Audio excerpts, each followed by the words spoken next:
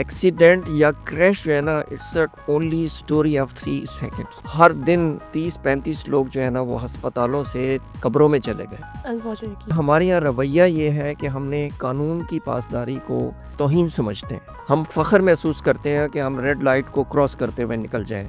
उसकी एक बहुत बुनियादी वजह है कि उनको कहीं एजुकेशन ट्रेनिंग हमने दी ही नहीं है। रोड इंजीनियरिंग हमारे यहाँ सिवाय मोटरवेज या 1-2 रोड्स के वो नहीं है। इंटरनेशनल स्टैंडर्ड देखें तो 3 E's में रोड सेफ्टी को वो कवर करते हैं। वन व्हीलिंग में भी हम देखते हैं, स्पीडिंग में हम देखते हैं कि उनको लगता है कि ये कोई थ्रिल है। पेरेंटल रोल बहुत है, वहाँ से बच्चा सीखना शुरू करता है। जो हमारा हेलमेट है वो हमारे पास होता है, हमने नीचे रखा हुआ होता है, सर पे नहीं रहना। ये क्या है?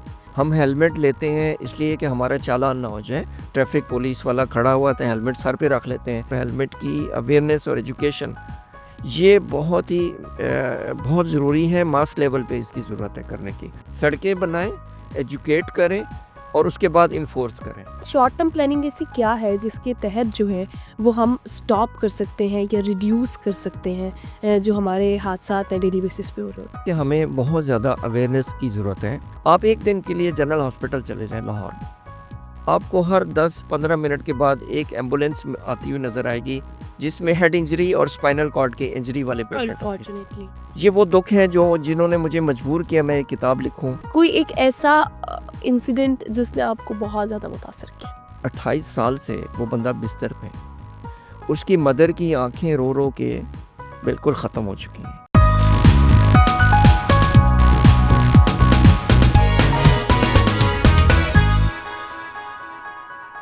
अस्सलाम वालेकुम, वेलकम टू इसका Pakistan TV. I am your host Rameen Mahmood.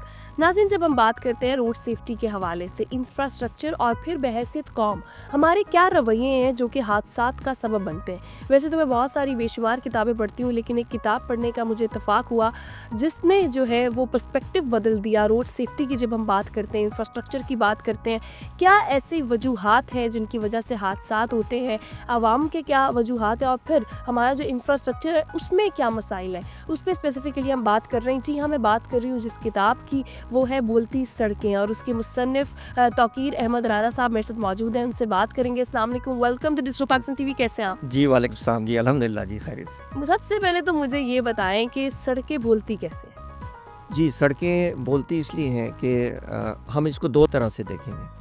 Pakistan की सड़कें क्या बोलती हैं और इंटरनेशनल जो डेवलप्ड कंट्रीज़ हैं उसकी सड़कें क्या बोलती हैं। जब मैंने ये किताब लिखी तो मैंने कोई 80 कंट्रीज़ को जो है ना वो मैंने स्टडी किया।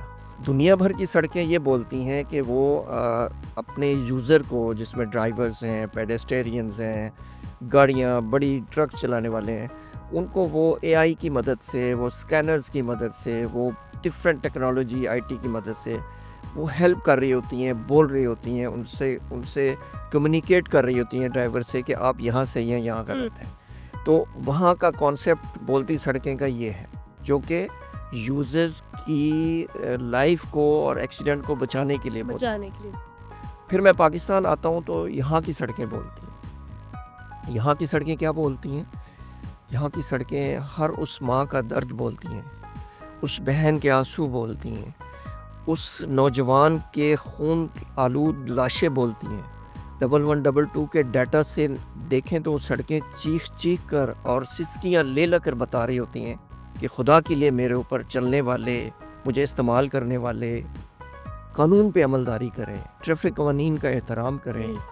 हमारी सड़कें ये बोलती हैं। हमारी सड़कें ये बोलती हैं कि आज पूरे दिन में हर मिनट में मेरे रोड के ऊपर एक हादसा हुआ।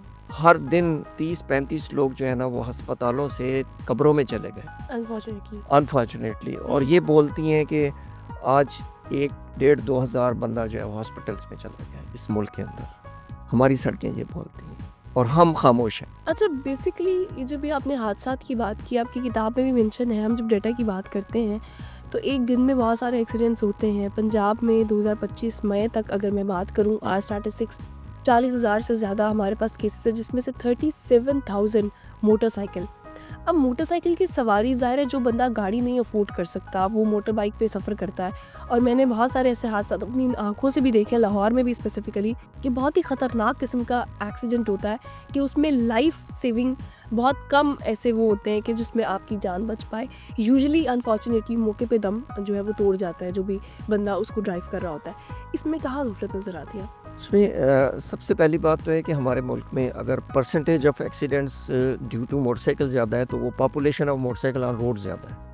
85% 80 से 85% रफली जो डाटा बताता है वो मोटरसाइकिल वजह है एक्सीडेंट की, या वो खुद या वो गाड़ी में टकराएगा तो गाड़ी कहीं नहर में भी गिर जाती है। आपने देखा होगा लाहौर में ऐसे वाक़यात होते हैं। तो मोटरसाइकिल का जो राइडर है या जो मोटरसाइकिल यूज़ करने वाला है वो यूथ है, अंडर एज भी हैं और 18 साल से ज़्यादा उम्र के लाइसेंस वाले भी हैं। लेकिन हमारे यहाँ रवैया ये है कि हमने कानून की पासदारी को, ट्रैफिक कवानीन का अमल करने को अपनी एक लिहाज से तौहीन समझते हैं।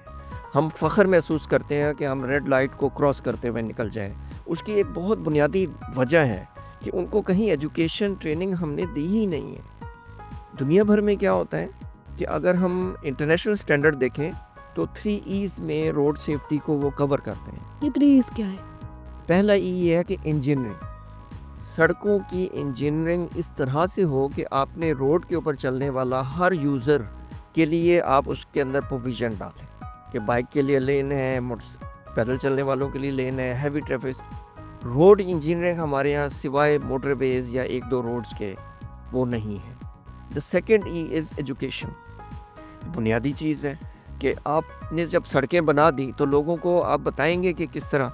अब एजुकेशन हमारे यहाँ अनफॉर्चुनेट है ये कि आप किंडरगार्टन और पहली क्लास से ले लें, PhD तक चले जाएं, आपने भी एजुकेशन हासिल की होगी, कहीं पे भी आपको किसी सिलेबस में, किसी क्लास में, किसी करिकुलम में ये नहीं पढ़ाया जाता कि रोड्स के ऊपर कैसे चलना है, ट्रैफिक कवानीन कैसे हैं। हम खुद एजुकेट होते हैं, अच्छे पेरेंट्स जो है ना अपने बच्चों को बता देते हैं, अदरवाइज। अच्छा, अभी आपने बात की नौजवान नस्ल के हवाले से कि बहुत ज़्यादा वो खुशी महसूस करते हैं, जी आज वार्डन नहीं था तो हमने इशारा क्रॉस कर दिया।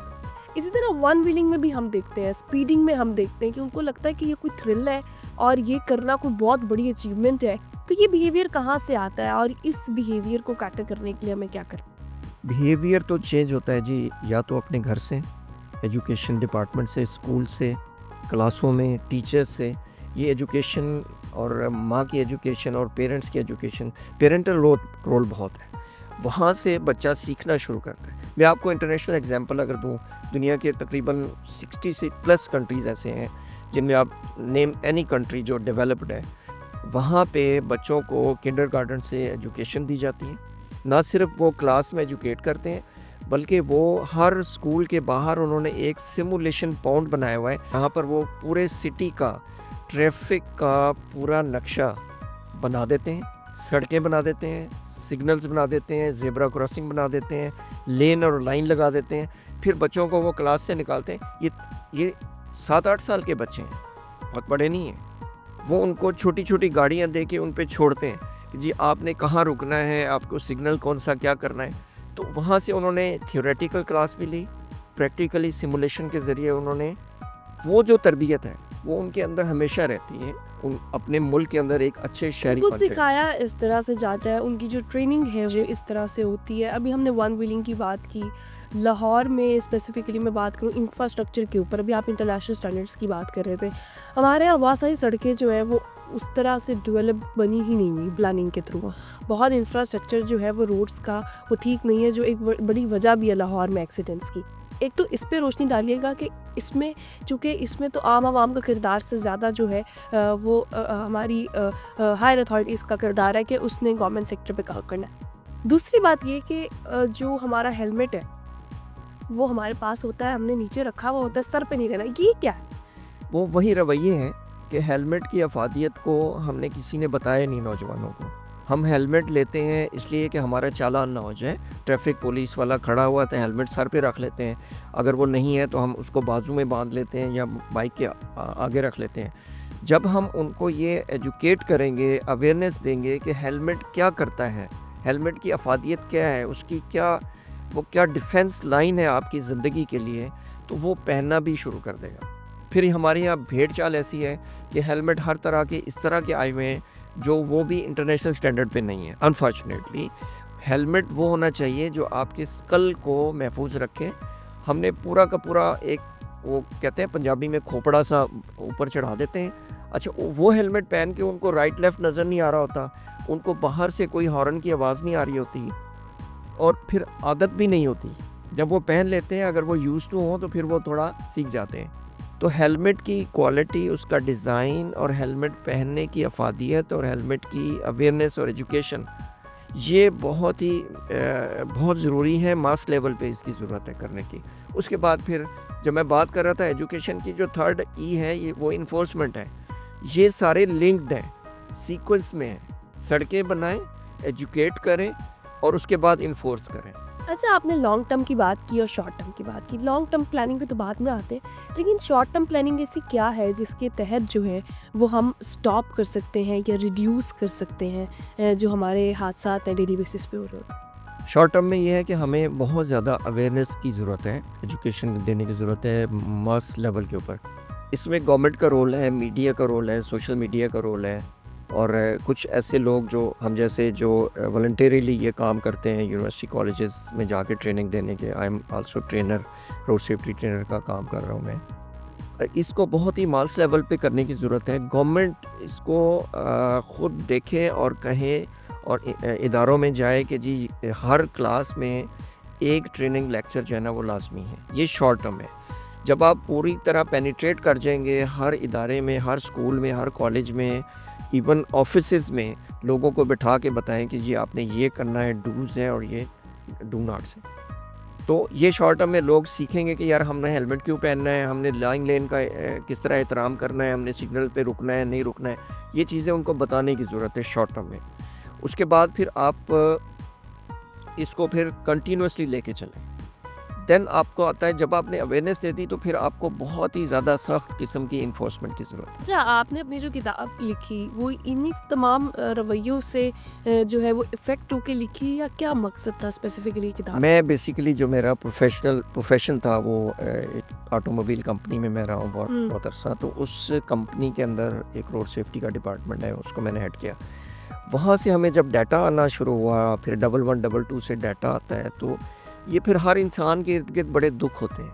अनफॉर्चुनेटली तो कुछ फील करते हैं, कुछ नहीं करते। जब मैंने अपनी जॉब को छोड़ा और मैंने ये काम शुरू किया कि नहीं, अब मैंने सोसाइटी को पे बैक करना है और मैंने लोगों को ट्रेन करना है कि किस तरह रोड के ऊपर आपने बिहेव करना है। फिर मैंने बुक लिखी। इसके पीछे बेसिकली उन माओं की सिसकियाँ हैं, वो एक्सीडेंट का डाटा है, वो हॉस्पिटल्स में जाके मैं देखता हूँ। आप एक दिन के लिए जनरल हॉस्पिटल चले जाएं लाहौर में, आपको हर 10-15 मिनट के बाद एक एम्बुलेंस आती हुई नज़र आएगी जिसमें हेड इंजरी और स्पाइनल कॉर्ड के इंजरी वाले पेशेंट। अनफॉर्चुनेटली ये वो दुख है जो जिन्होंने मुझे मजबूर किया मैं एक किताब लिखूं। कोई एक ऐसा वाक़या, आपने कहा कि हमारे पास डाटा आता था रेस्क्यू 1122 का, बेशुमार हादसात की स्टोरीज आपके पास रहेंगी। कोई एक ऐसा इंसिडेंट जिसने आपको बहुत ज़्यादा मुतासर किया? बहुत ज़्यादा इंसिडेंट्स हैं, मैं आपको बताऊं तो बिल्कुल रोंगटे खड़े हो जाते हैं। और मैं आपको बताऊं कि मैं बहुत ज़्यादा डिप्रेशन में चला जाता हूँ डेली बेसिस के ऊपर। तो एक मैं आपको एक वाक़या सुनाऊं। एक नौजवान है, वो 22 साल का था। ये मैं किसी दूसरे शहर की, लाहौर की बात नहीं। अभी हमने 16 दिसंबर को international day for road safety victims मनाया है, वो इंटरनेशनल। उस शख्स को जो 21-22 साल का था और वो हादसे की वजह से व्हीलचेयर पे चला गया, बिस्तर पे चला गया। उसकी जो स्पाइनल कॉर्ड है, रीढ़ की हड्डी डैमेज हो चुकी। इस वक्त उसकी उम्र है 55 साल।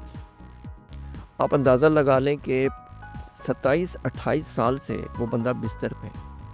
उसकी मदर की आंखें रो रो के बिल्कुल ख़त्म हो चुकी हैं।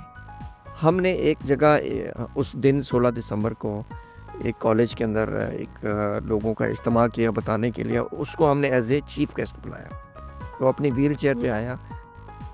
उसने जो बात की उन 1000 के करीब स्टूडेंट्स को कि 3 सेकंड्स का वक्त है, हादसा 3 सेकंड्स में होता है। एक्सीडेंट या क्रैश जो है ना, it's only story of 3 seconds. 3 seconds. पहले सेकंड में आप चला रहे हैं गाड़ी, दूसरे सेकंड में आप क्रैश कर रहे हैं, और तीसरे सेकंड में या आप दुनिया में नहीं हैं या आप हॉस्पिटल में हैं। तो ये जो इस तरह के वाक़यात हैं, ये चूँकि मैं करीबी हमने उसको देखा है 16 दिसंबर को, और इस तरह के 1-2 क्लब हैं यहाँ लाहौर में। वहाँ पे व्हील चेयर्स वालों का एक क्लब है, किसी एक अच्छे इंसान ने वो बनाया है, वो ख़ुद भी व्हील चेयर पे।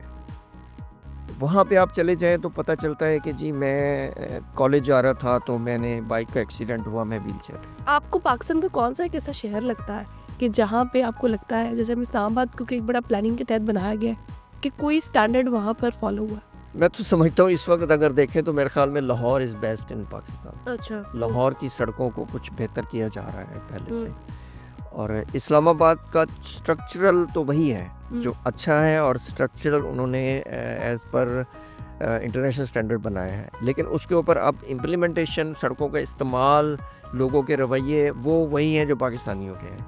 मैं समझता हूँ कि मोटरवेज़ और कुछ रिंग रोड्स जो बनी हैं वो बेहतर है। वहाँ पे उन्होंने बताया कि यहाँ पे रिक्शा नहीं जा सकता, यहाँ पे डंकी कार्ट नहीं जा सकता, यहाँ पे बसें, ट्रक ये जा सकते हैं, और वो भी एक उन्होंने एक डिफ़ाइन कर दिया हुआ है। तो यही रोड सेफ्टी कहती है कि आप इंजीनियरिंग इस तरह की करें कि वहाँ डिफ़ाइन कर दें कि किसने वहाँ जाना है, किसने नहीं जाना।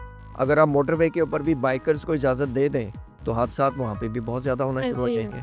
तो इसलिए motorways is better Pakistan. Safer, और फिर उसके अलावा मुझे लगता है कि मुनज़्ज़म तरीके से मोटरवेज के ऊपर क्योंकि निज़ाम सारा चल रहा होता है, कैमरास के थ्रू आपकी मॉनिटरिंग भी हो रही होती है, आपकी स्पीड चेकिंग भी हो रही होती है। फिर जो लेन्स है, आपने इसमें लेन्स का जिक्र भी किया अपनी किताब में स्पेसिफिकली, तो जो लेन्स हैं वो भी वहाँ पे फॉलो हो रही होती हैं। अच्छा, लेन्स आम सड़क के ऊपर हम यूजुअली देख रहे होते हैं कि लोग उसका तकद्दुस पमाल ही कर रहे होते हैं, अनफॉर्चुनेटली। उस पर क्या कहें? पहले तो मैं ये बताऊं कि मोटरवेज के ऊपर चूँकि 3 E's इंटैक्ट है। आप मेरी पूरी बात जो है ना 3 E's की गिर्द घूमेगी, क्योंकि ये 3 E's ही दुनिया में सक्सेस की स्टोरी है कि उन्होंने इंजीनियरिंग, एजुकेशन और इन्फोर्समेंट को इंटैक्ट किया हुआ है। मोटरवे के ऊपर चूँकि इंजीनियरिंग ठीक है, एजुकेट आपको पता है कि यार चलान हो जाना है, उसके बाद वहाँ इन्फोर्समेंट इतनी सख्त है कि कोई भी हो वो छोड़ते नहीं। तो ये चीज़ है। अभी आपने जो बात की कि लेन और लाइन 2 चीज़ें होती हैं, और मैं बहुत दावे से कह सकता हूँ कि बड़े पढ़े लिखे लोगों को, बहुत ज़्यादा जो एजुकेटेड हैं, जो सड़क के ऊपर पिछले 50 साल से लाइसेंस लेके गाड़ियाँ चला रहे हैं, मुझे यकीन है कि उनको लेन और लाइन का फ़र्क नहीं पता। क्या फ़र्क है? लेन एक्चुअली होती है कि आपका पैसेज, आपका रास्ता है। पाकिस्तान जो है ना ये लेफ़्ट हैंड ड्राइविंग की लेन, आपने जिस सड़क पे भी चलना है आपने लेफ़्ट पे चलना है। Left lane is your lane, जहाँ पे आप जा रहे हैं। और लाइन जो है ना ये आपको सड़क के ऊपर डिफ्रेंशिएट कर रही होती है, मुख्तलिफ़ किस्म की एजुकेशन दे रही होती है कि आपने अपनी लेन से अगर दूसरी लेन में आना है तो वो बीच में जो येलो और वाइट लाइन है वो आपको बताएगी। अगर तो वो कंटिन्यूस लाइन है तो आप नहीं जा सकते, नहीं जा सकते। अगर वो डॉटेड है यानी बीच में कट वाली है तो फिर आप उसको क्रॉस कर सकते हैं। आज कौन ड्राइवर है, कौन सड़क पे चलाने वाला है जो इस बात को फॉलो करता है? बिकॉज उनको पता ही नहीं है कि लेन पे चलना है और लाइन क्या हमें मैसेज दे रही है। मुझे लगता है कि यहाँ पर तो लोगों को 3 लाइट्स के अलावा कोई ज़्यादा नॉलेज है नहीं पता। अच्छा, एक ड्राइवर 5 ऐसी कौन सी बेसिक चीज़ें हैं जो जब वो बाहर निकले रोड के ऊपर तो उसको पता होनी चाहिए? मैं समझता हूँ कि अगर हम इसको थोड़ा इस्लामी पॉइंट ऑफ व्यू से ले लें, सबसे पहले उसको गाड़ी बाइक पे बैठने से पहले सफ़र की दुआ पढ़नी चाहिए। ठीक। मैं हमेशा अपनी ट्रेनिंग का आगाज़ इसी से करता हूँ कि सफ़र की दुआ सुबहानल्लज़ी सख़्खर लना हाज़ा व मा कुन्ना लहू मुक़रिनीन व इन्ना अला रब्बिना लमुनक़लिबून। ये देखने में लंबी लगती है अगर किसी को याद नहीं है, तो फिर मैं ये कहता हूँ कि आपकी जो कम्युनिकेशन है ना लोगों के साथ तो मुश्किल हो सकती है, अल्लाह पाक के साथ नहीं। अल्लाह को आपने दिल में इरादा भी कर लिया ना तो कम्युनिकेट हो जाता है। बस आप गाड़ी में बैठें, बाइक पे बैठें, सबसे पहले आप अल्लाह से कम्युनिकेट कर लें थ्रू दुआ, या अल्लाह पाक ये सवारी और मैं तेरी पनाह में है, तेरे कंट्रोल में, मैं कुछ नहीं, इतना सी नियत कर लें। ये मेरा पहला स्टेप है। द सेकंड स्टेप कौन सा है कि आपने अगर बाइक पे बैठना है तो हेलमेट पहने, और हेलमेट रखना नहीं है सर पे, उसका स्ट्रैप बंद करना पूरा, क्योंकि स्ट्रैप बंद नहीं होगा तो हेलमेट जर्क से गिरेगा और आपका कोई फ़ायदा नहीं। एग्जैक्टली। अगर आप गाड़ी में हैं तो सबसे पहले आपने सीट बेल्ट लगाना है। थर्ड इज़ कि आप जब भी सड़क पे निकलें तो आप रूल्स को फॉलो करें, आप रेड, ग्रीन और येलो लाइन को फॉलो करें। थर्ड जो है वो, या फोर्थ जो है वो आपका है ओवर स्पीडिंग। ओवर स्पीडिंग बहुत बड़ी काज है एक्सीडेंट्स, एक्सीडेंट्स की, उसको आप फॉलो करें, नेग्लिजेंस, ओवर स्पीडिंग। कभी भी ना करें। स्पीड लिमिट अगर सड़क पे डिफाइन की हुई है, बोर्ड लगा हुआ है कि ये मैक्सिमम स्पीड लिमिट है, तो उससे ऊपर नहीं जाए। ऊपर नहीं जाए। और अगर नहीं लगी हुई तो फिर आप देख सकते हैं कि ट्रैफिक का फ्लो कितना है, सड़क के ऊपर कितनी होना चाहिए आपकी स्पीड, ये आपके ऊपर है। तो ओवर स्पीडिंग जो है ना वो अपनी डिफाइन ना करें, जो अकॉर्डिंग टू द सिचुएशन है वो डिफाइन करें। वो डिफाइन करें। और आप मतलब कहाँ सफ़र कर रहे हैं, हर रोड की अपनी एक स्पीड लिमिट होती है। और इसमें एक मैसेज भी था, हम लोग जब ड्राइवर्स की बात करते हैं कि 3 लाइट्स का मतलब तो सबको पता है, लेकिन निकलते हुए और बहुत सारी ऐसी चीज़ें हैं जिसको आपने मद्देनज़र रखता है। आज हमने बहुत सारी डिफरेंट वेरियस जो टॉपिक्स हैं, मतलब हमारा टॉपिक तो बोलती सड़कें ही था कि सड़कें जो है वो क्या बोलती हैं, आपसे क्या कहती हैं, आपने अपना तहफ़्फ़ुज़ कैसे करना है, इर्द गिर्द लोगों का तहफ़्फ़ुज़ कैसे करना है। कई दफ़ा कोई सही जा रहा होता है, हम जो है वो आके जो है वो उसके अंदर लगते हैं और आके उसका भी काम ख़राब करते हैं, अपना भी करते हैं। तो मुझे लगता है कि सब लोगों को आपने अपनी डेस्टिनेशन पे तो पहुंच ही जाना है, जहाँ पे आपने जाना है। अगर आप तरीके के साथ, सलीके के साथ उसको लेकर चलेंगे, एजुकेशन के साथ लेकर चलेंगे, ना सिर्फ खुद बल्कि अपने जो बच्चे हैं, आने वाले आगे बच्चे हैं, उनको भी एजुकेट करना बहुत ज़रूरी है। एक फ़ादर अगर खुद ही ड्राइविंग सही तरीके से नहीं कर रहे होंगे, एजुकेटेड नहीं होंगे, तो वो अपने यंग बच्चे को कैसे एजुकेट करेंगे। तो ये बड़ा ज़रूरी, बड़ा अच्छा आप काम कर रहे हैं। हम आपको अपने प्लेटफॉर्म से अप्रिशिएट भी करते हैं and good luck with the book as well. इसी के साथ अपने प्रोग्राम का इख्तिताम करते हैं। अपना बहुत ख्याल रखिएगा। अपनी मेज़बान रामीन महमूद को दीजिए इजाज़त। अल्लाह ने के बाद।